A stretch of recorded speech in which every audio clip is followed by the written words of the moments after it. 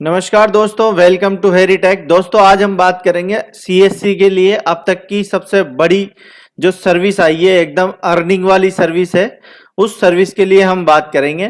तो अभी केंद्र सरकार ने एक स्कीम लॉन्च करी है, नेशनल डाटाबेस अनऑर्गेनाइज्ड वर्कर्स। मतलब जो वर्कर्स हैं जो अनऑर्गेनाइज्ड हैं, जो मतलब कहीं पे काम करते हैं लेकिन उनका कोई रिकॉर्ड नहीं है, तो उनके लिए ये सर्विस सरकार ने लॉन्च करी है। तो इस सर्विस के बारे में मैं आपको बता देता हूं कि इसके क्या क्या बेनिफिट होने वाले हैं, किस किस तरह से आप इसका काम कर सकते हैं और किस किस तरह से आप लोगों को रजिस्टर कर सकते हैं। सारी प्रोसेस इसमें बताएंगे और आपको क्या बेनिफिट होगा।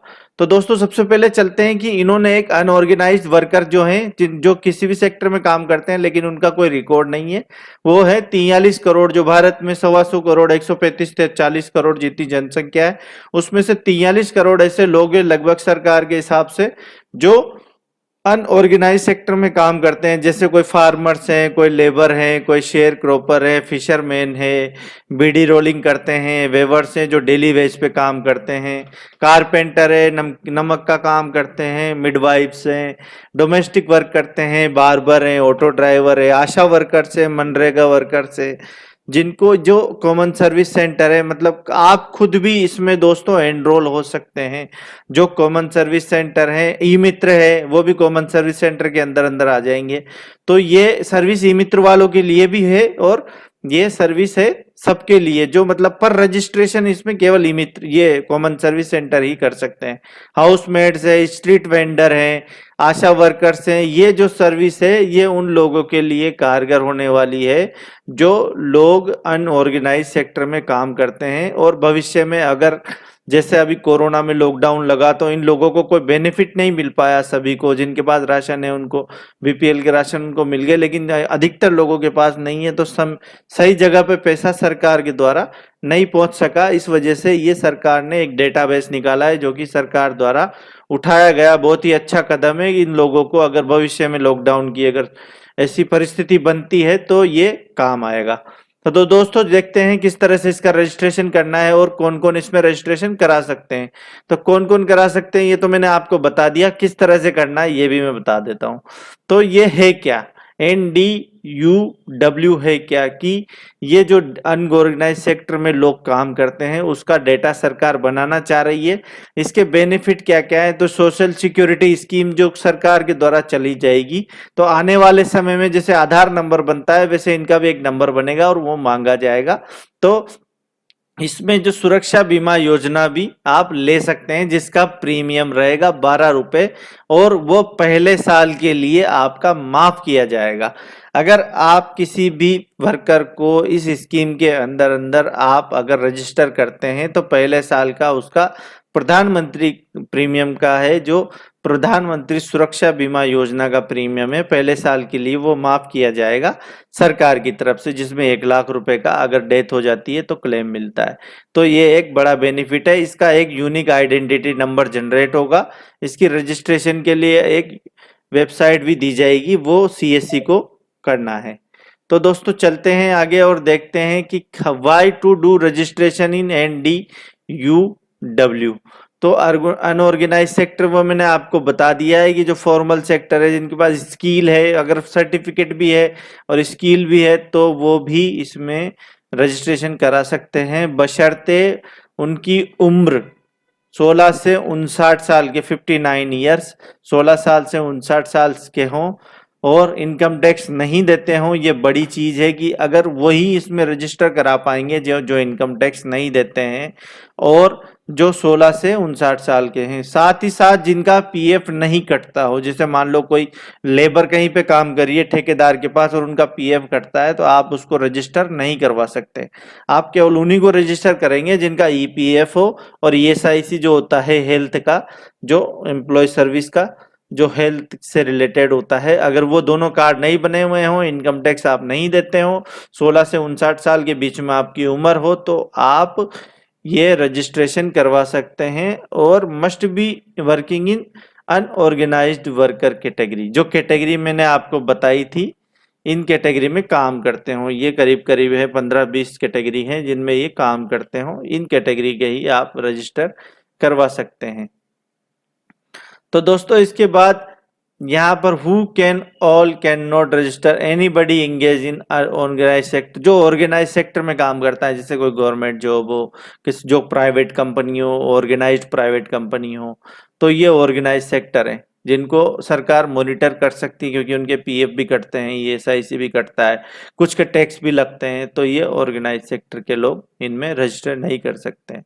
अब रजिस्ट्रेशन के लिए क्या क्या चाहिए, तो सबसे पहले जो मैंडेटरी है कि आधार से ई केवाईसी होगी। तो इसका मतलब ये है कि आप आधार से ई केवाईसी करेंगे तो ये इसकी एक ऑथेंटिसिटी है कि कोई फर्जी रजिस्ट्रेशन इसमें नहीं होगा। तो आप मैन्युअली आधार से नहीं कर सकते हो, आप केवल ई केवाईसी के माध्यम से ही कर सकते हो। तो उसमें ओटीपी आएगा, या फिंगरप्रिंट ले सकते हैं, या आइरिस ले सकते हैं। तो जनरली मुझे लगता है कि इसमें ओटीपी या फिंगरप्रिंट से काम हो जाएगा। एक्टिव बैंक अकाउंट, जो बैंक अकाउंट खोला है लोगों ने जनधन का योजना का, वो भी इसमें चल जाएगा। एक्टिव होना चाहिए, इनएक्टिव हो तो बैंक में आधार देकर आप उसको एक्टिव करा सकते हैं। और एक्टिव मोबाइल नंबर, जो मोबाइल नंबर चालू हो। ऑप्शनल में एजुकेशन सर्टिफिकेट, जैसे किसी ने 10वीं 12वीं, किसी ने ग्रेजुएशन भी कर रखी है तो वो भी है।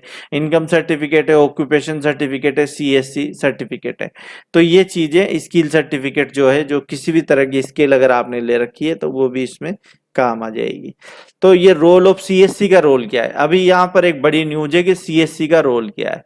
तो सबसे बड़ा जो सीएससी का रोल ये है कि सभी इन 43 करोड़ लोगों को सीएससी को रजिस्टर करना है। तो ये बहुत बड़ा चैलेंज है और बहुत ही बड़ी अर्निंग की फैसिलिटी अब सीएससी को केंद्र सरकार ने दी है।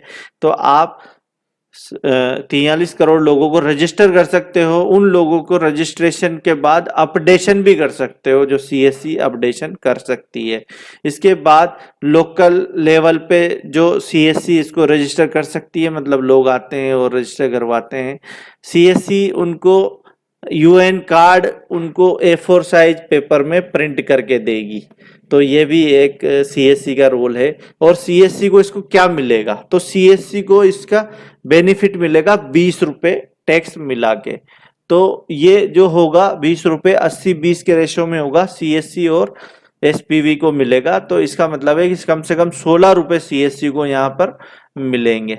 इसके बाद अगर कोई अपडेशन फैसिलिटी आती है तो उसके लिए सीएससी 20 रुपए चार्ज कर सकता है। कोई चार्ज सीएससी नहीं ले सकता रजिस्ट्रेशन का, केवल अपडेशन का 20 रुपए चार्ज ले सकता है। ये आप देख सकते हैं। और सीएससी को इसमें मिलेंगे 20 रुपए का कमीशन। बहुत बड़ी सर्विस होने वाली है, क्योंकि 43 करोड़ लोगों को रजिस्ट्रेशन करने का मतलब है कि आपको बहुत अच्छी इनकम होने वाली है सभी सीएससी को। अब ये करना कैसे, रजिस्ट्रेशन प्रोसेस में सबसे पहले वीएलई को डिजिटल सेवा पोर्टल में जाना है, उसके बाद लॉगिन करना है, उसके बाद सर्च करना है ई श्रम। ये अभी लाइव होगी थोड़े दिन बाद, कुछ अभी मैं तारीख बता दूंगा आपको। तो ये ई श्रम रजिस्टर कर सर्च करना है और इसमें रजिस्टर करना है न्यू यूवी। ये यहाँ पर लिखा हुआ है न्यू यूवी, इस जगह पे ये यहाँ पर लिखा हुआ है। तो यहाँ से उसको रजिस्टर करना है। फिर उसके बाद आधार नंबर डालना है, उसको ऑथेंटिकेट करना है। फिर जो आधार से डेटा आएगा वो यहाँ पर कंटिन्यू करना है। और फिर पर्सनल डिटेल डालनी है, मोबाइल नंबर डालना है, मैरिटल स्टेटस, ईमेल आईडी, अगर हो तो सोशल कैटेगरी, स्पेशली एबल्ड, इन सब चीज़ों को, नॉमिनी डिटेल भी डालनी है। इसके बाद एड्रेस डिटेल डालनी है। इसके बाद एजुकेशन डिटेल डालनी है। फिर ऑक्यूपेशन, क्या काम करते हैं, वो डिटेल डालनी है। उसका सर्टिफिकेट हो तो वो भी डालना है। इसके बाद बैंक डिटेल डालनी है और प्रीव्यू करके सेल्फ डिक्लेरेशन लेके इस तरह का यूएन कार्ड जनरेट हो जाएगा, जिसको आप डाउनलोड करके A4 साइज में या कार्ड साइज में बनाकर आप उनको दे सकते हैं, जो एक नेशनल डाटाबेस सरकार बना रही है। अब जनरल क्वेरी क्या है, is there any charge to the worker has to pay for the new registration in NDUW। तो ऐसा कोई चार्ज नहीं है। और अगर आप अपडेट कराते हैं तो 20 रुपए चार्ज है, अगर नया बनवाते हैं तो कोई चार्ज नहीं है। Does the UAN card have some validity. तो ये यूएन कार्ड है वो लाइफ टाइम वैलिड है, इसकी कोई वैलिडिटी नहीं है। Does the worker have renew the UAN card every year. इसकी कोई जरूरत नहीं है, हर साल रिन्यू कराने की कोई जरूरत नहीं। अगर कोई अपडेशन होता है तो आपको उसको अपडेट करा के रीप्रिंट कराने की जरूरत है। If the worker not paying tax तो फिलिंग रिटर्न्स ही इज एलिजिबल। अगर कोई टैक्स नहीं दे रहा है तो वो एलिजिबल है, बिल्कुल वो एलिजिबल है। टैक्स नहीं दे रहा है और रिटर्न पे, ये भी एक बड़ा कंफ्यूजन है जो आज क्लियर हो गया। If the worker not paying tax but filing the return, अगर कोई वर्कर है जो टैक्स नहीं दे रहा है पर रिटर्न फाइल कर रहा है तो क्या वो एलिजिबल है? बिल्कुल वो एलिजिबल है। तो आप, अगर कोई आदमी बोलता है कि मैं रिटर्न भरता हूं लेकिन टैक्स नहीं देता हूं, जैसे मान लो कोई 5 लाख की कैटेगरी के अंदर अंदर है तो वो रिटर्न तो भरता है लेकिन टैक्स नहीं देता है, तो वो एलिजिबल है, तो उसका आप फॉर्म भर सकते हैं। Is there any help desk we can address the our query? तो यहाँ पर हेल्प डेस्क अभी इन्होंने अनाउंस नहीं की है, तो जैसे हेल्प डेस्क अनाउंस हो जाएगी आप लोगों को बता दिया जाएगा। और ये आप सबकी क्वेरी थी, तो ये एक बहुत बड़ा अपडेट आया है सीएससी वीएलई के लिए। तो मैं आप सब लोगों को रिक्वेस्ट करना चाहूंगा कि आप इसकी प्रचार प्रसार कर दो। लोग आपके पास, बहुत सारे लोग आने वाले हैं रजिस्टर कराने के लिए, और आप चाहो तो इनके पर्चे वगैरह सब बंटवा सकते हैं क्योंकि इनमें बहुत ज़्यादा रजिस्ट्रेशन होने वाला है और आप सब लोगों को बहुत बड़ा बेनिफिट होने वाला है। तो दोस्तों, कैसा लगा आपको मेरा वीडियो? अगर वीडियो पसंद आया हो तो चैनल को लाइक कीजिए, सब्सक्राइब कीजिए, और ज़्यादा वीडियो पसंद आया हो तो उसको शेयर कीजिए। तब तक के लिए जय हिंद, जय भारत।